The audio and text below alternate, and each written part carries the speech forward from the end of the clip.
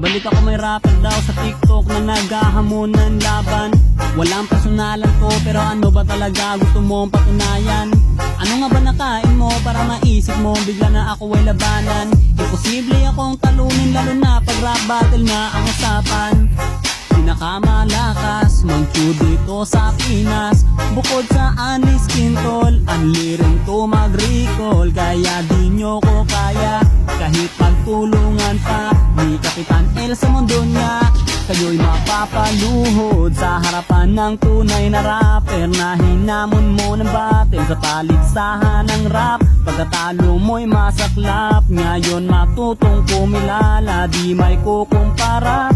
Sarap mong parang misa, ganto mag-rap ang Pinoy.